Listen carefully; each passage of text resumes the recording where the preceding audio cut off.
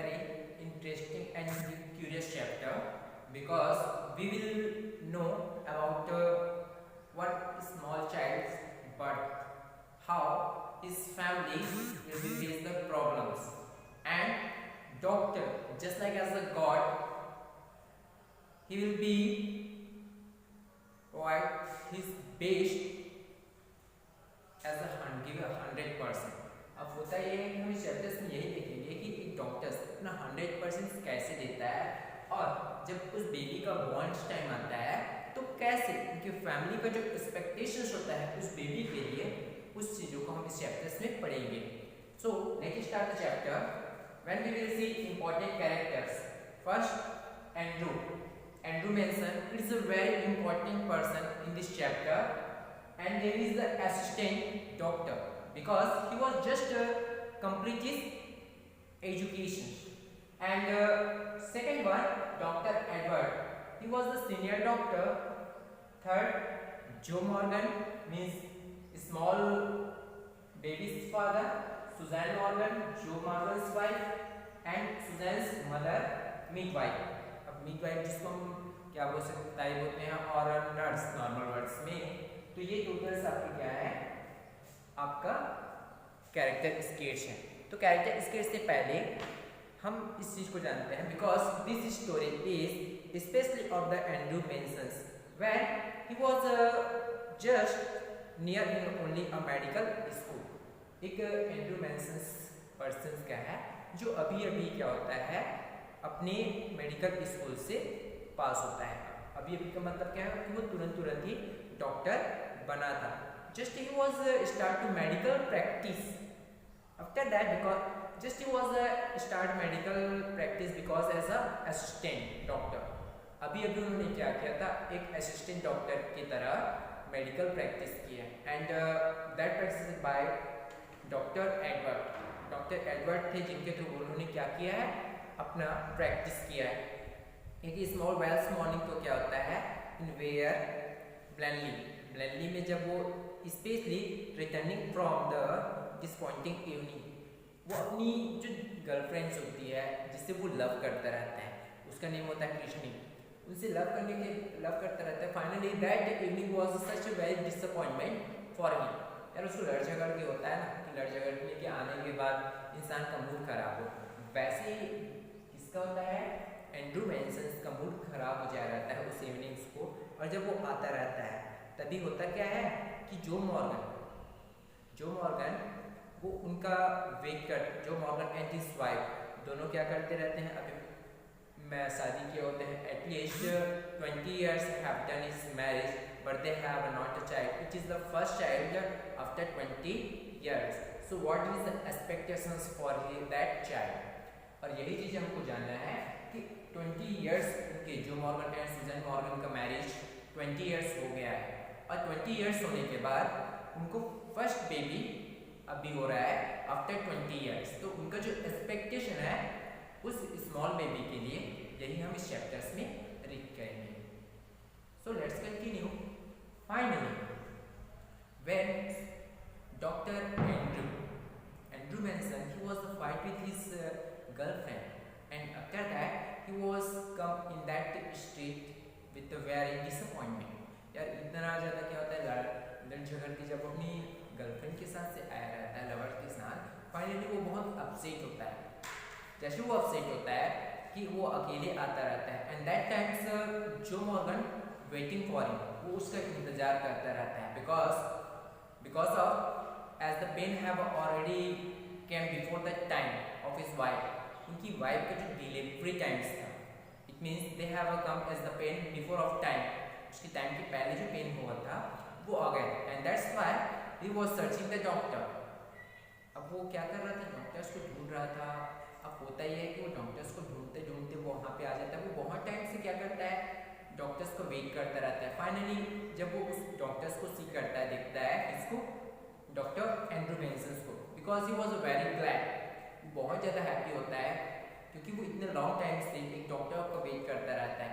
वो बोलने लगता है कि उसकी लास्ट आवर्स से वो क्या कर रहा है, walking up and down, back and down, इससे आगे बढ़ता है पीछे जाता है, मतलब सिर्फ चलता रहता है क्योंकि वो बहुत ज़्यादा समझ सकते हो ना कि वो क्या था, बेचैन था, क्योंकि वो अपनी वाइफ को वॉरी कर रहा था। और वॉरी करने का स्पेसिफिक रीजन ये था क्योंकि उनका वो फर्स्ट बेबी था आफ्टर 20 ईयर्स। और इसी कारण उनका जो एक्सपेक्टेशन है वो बहुत ज़्यादा होता है। वो बताने लगता है डॉक्टर्स को कि उनका जो पेन है उनकी वाइफ का एज अ टाइम से पहले आ चुका है, and that's why he have needs of doctor. अब डॉक्टर की नीड्स है तो फाइनली जो एंड्रयू होता है वो बहुत ज़्यादा उस टाइम डिसअपॉइंटमेंट रहता है। पहले तो वो मना कर देता है कि वो नहीं जाएगा, बट वो उस सिचुएशंस को समझता है because as a doctor, and that's why he have ready to go with him. अब उसके साथ जाने के लिए वो एग्री भी होता है। अब होता ये है कि वो जाता तो है, लेकिन कहता है कि सबसे पहले उसको कहाँ जाना पड़ेगा, अपने रूम जाना पड़ेगा, because as a doctor they have needs of some things as the bag of treatment things. अब उसको वहाँ पे जाने पड़ता है। जैसे वो जाता है फिर वो उस प्लेस पे जाता है, रूम नंबर 12 जो उनका होता है। जैसे वो इंटर्स करता है तो उस टाइम होता क्या है कि जो मॉर्गन होता है वो बाहर में ही खड़ा रहता है। अभी तक वो बहुत ज़्यादा डिस्टर्ब होता है, परेशान रहता है, एज अ वेरी वॉरी, बहुत ज़्यादा वॉरी करता रहता है अपनी वाइफ और होने वाले उस बेबी के लिए। यार इतना वॉरी करता रहता है कि वो बार बार क्या रहता है, सिर्फ हाथ को बैक किए हुए हैंड्स को चलता ही रहता है। अब होता ये है कि जैसे मेंशंस इंटर्स करता है, suddenly she notice one woman, she was a tall and as the approx 70 years old, that lady has a brown hair, means a white hair, and she is a very experienced woman. वो इतनी ज़्यादा experience women थी। आप expect कर सकते हो as a 70 years. अब 70 years की जो ओल्ड वुमेन होगी वो कितनी ज़्यादा एक्सपीरियंस होगी। तो फाइनली वो क्या करने लगती है, वो बताने लगते हैं because it is a time to near, but that was the time of before and she known very well it is not a delivery time. अब होता है कि वो उनको पता है क्योंकि एज एक्सपीरियंस कि पहले अब क्या है कि अभी तो कोई टाइम्स आया नहीं है, इससे पहले उनको पेन स्टार्ट हो गया है। अब ये पेन स्टार्ट होने के कारण वो बताने लगते हैं कि डॉक्टर्स से भी वो चिंता करते, जैसे डॉक्टर्स उनको देखते हैं क्योंकि ऑलरेडी वहाँ पे जो मिडवाइफ होती है वो पहले से आ गई थी। अब मिडवाइफ को देखने के बाद तो वो डॉक्टर्स उस सिचुएशन को समझता है, तो फिर बताने लगता है it is have a time to, कि अभी टाइम्स है। इट मीन्स उस समय जो पेन होता है वो अभी आया नहीं था। तो फाइनली वो क्या करने लगते, बिकॉज ऑफ क्लेवरनेस, यार वो लेडी इतनी क्लेवर थी कि उनको वॉरी था। वॉरी होने का रीजन ये था कि सुजैन की वो मदर थी। अब ये भी था वॉरी होने का स्पेसिफिक रीजन कि इतने दिनों से वो उनका एक्सपेक्टेशन था एक बेबी के लिए। अब बेबी के लिए एक्सपेक्टेशंस होने के कारण वो क्या करते हैं, या वो बहुत ज़्यादा क्लेवरनेस माइंड का यूज़ करती है। और डॉक्टर्स बोलते हैं कि जैसे कि क्या है, सी हैव नीड्स ऑफ टाइम, उनको टाइम लगेगा, तो वो तुरंत क्लेवरनेस यूज करने लगती है और वो कहने लगती है मैं 1 cup of T for you, क्या मैं आपके लिए चाय बना दूँ। इस तरीके से वो कहती है। तो वो समझ जाते हैं जो डॉक्टर होता है दिस इज़ वेरी वॉरी, बहुत वो चिंता कर रही है और वो नहीं चाहती कि डॉक्टर्स यहाँ से जाए। इस तरीके से जो एंड्रयू मेंशन्स होता है वो समझ जाता है, जब वो भी डॉक्टर है तो वो अच्छे समझ जाता है कि हाँ अगर वो चले गए तो वो वॉरी करेंगे, इसीलिए वो क्या कर रही है, अपने दिमाग का यूज़ कर रहे हैं और वो नहीं चाहती कि वो यहाँ से जाए। इसीलिए वो बोलती है, तो बोलती है कि mother don't worry, I will never go anywhere, I will stay here and she will be all right and definitely everything will be all right. वो कहने लगते हैं कि मदर तो माँ मैं यहाँ से कहीं नहीं जा रहा हूँ, आप चिंता मत कीजिए, मैं यहीं रहूँगा, सब कुछ अच्छा हो जाएगा। और ऐसे रहने के बाद जब सुजैन की मदर नीचे चली आती हैं तो वो क्या करते हैं, उनके साथ साथ वो भी किचन पे जहाँ पे फायर्स बर्न करता रहता है वहाँ पे आ जाते हैं और दोनों साथ में क्या करने लगते हैं, टी पीने लगते हैं। उसके बाद जो नर्स होती है जिसको मिडवाइफ बोलते हैं तो वो ऊपर में रहती हैं, किनके रूम्स में, सुजैन के, मिसेस मॉर्गन के रूम में।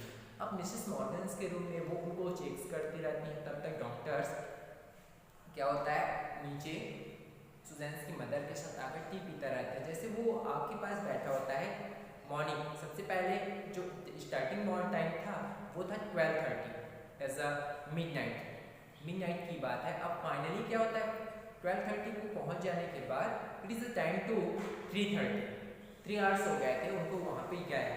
अब 3:30 से क्या होता है, ऐसा पेन आता है तो तुरंत होती है जो midwife is called him, doctors को कॉल करते हैं तो very fastly is going to and reach there. अब होता ही है कि जैसे नर्स या फिर जिस सिस्टर्स मिडवाइफ वो उनको चिल्लाने लगती है डॉक्टर्स को क्योंकि पेन्स के लिए, तो तुरंत वहाँ पे चली जाती है। और जो सुजैन होती है वो ऑलरेडी अपने से पहले से बोले रहती है कि वो उनको क्या ना करे, जो बेहोशी के लिए यूज़ किया जाता है क्लोरोफॉर्म, उसको उनको ना दे ताकि किसी भी तरीके से बेबी पे कोई भी हार्म्स ना पहुँचे। अब जो क्या होती है ये होती है उनकी मदर, वो उनको बताने लगती है कि ऑलरेडी सुजैन ने कहा है कि उनको एनेस्थेटिक जो क्लोरोफॉर्म है वो ना दें ताकि वो उस पर और उनके बच्चे पे कोई भी तरीके से हार्म्स ना हो। तो डॉक्टर्स बताने लगता है कि ये कोई क्लोरोफॉर्म कोई अलग चीज़ नहीं जिससे कि बच्चे को हार्म हो, ये सिर्फ एक एनेस्थेटिक है जिससे कुछ देर के लिए इंसान क्या होता है, बेहोश रहता है। फाइनली वो उसको बोलते हैं कि इससे कोई डोंट वरी, इससे कोई हार्म्स नहीं होगा ना तो बेबी को ना उनकी मदर को। अब वो करता है फाइनली कुछ देर बाद जब प्रैक्टिस होता रहता है एज अर्ली मॉर्निंग का जो बेबी जो इतना देर से उन लोगों को एक्सपेक्टेशंस किया जाता रहता है, इतना देर से जब वो लोग वेट करते रहते हैं, फाइनली जो बेबी होता है वो बॉर्न कर लेता है। जैसे वो देखता है it is very lean and it is very white and they have a walls of the stomach, अब जिसको हम क्या बोल सकते हैं, नड़ी। अब नड़ी क्या होता है जो उसमें देखता है तो वो सरप्राइज हो जाता है इतना देर से जिस बेबी का वो लोग उनकी फैमिली और यहाँ तक कि डॉक्टर्स के साथ साथ सबका एक्सपेक्टेशंस बना था, वो बेबी बॉर्न तो होता है but they have a lifeless का मतलब क्या है, जो जीवित ना हो। अब उसके माइंड से ये टेंशन बढ़ जाती है यार, उनके फैमिली जो कि आफ्टर 20 ईयर्स उनको फर्स्ट बेबी हो रहा है और वो भी क्या है, लाइफलेस है। अब साथ साथ वो देखता है कि जो सुजैन मॉर्गन है already she have fainted, it means unconscious. अब प्रॉब्लम ये हो जाता है कि first how he will be handle, कि उस सिचुएशन को वो हैंडल कैसे करें, because both have faint, one have a lifeless and she have a faint. अब एक तो ऑलरेडी से पहले से फेंट थी और क्या था जो बेबी था वो लाइफलेस। अब प्रॉब्लम्स में आ जाता है कि यार वो पहले किसको हैंडल करें। अब सवाल ये था कि इसको भी कैसे हैंडल किया जाए, प्लस एक प्रॉब्लम्स और था कि उनका चुनावी से क्या होता है, जो नाल होता है वो भी प्रॉब्लम्स में था, और दूसरा कि कैसे सुजैन मॉर्गन को कवर किया जाए। अब प्रॉब्लम्स ये लगा कि पहले किसको करूँ। Now firstly of he called to the nurse. अब वो नर्स को बुलाता है and just he is giving to the small baby in her hand, वो इसके हैंड में बेबी को दे देता है, put down here, I will see the Suzanne Morgan। अब सबसे पहले सुजैन मॉर्गन को जाता है and he was start the treatment of, और उसको ट्रीट करना स्टार्ट कर देता है because it is the need and most important for him. अब सबसे पहले इम्पॉर्टेंट वर्ड्स ये था कि सुजैन मॉर्गन को ठीक करना, because she is a woman and she have a main persons of family, इसीलिए वो चाहती थी कि बेबी को छोड़ के सबसे पहले जिनको कवर किया जाए वो है सुजैन मॉर्गन। अब इस तरीके से वो क्या करने लगता है, सुजैन मॉर्गन को ही रिकवर करने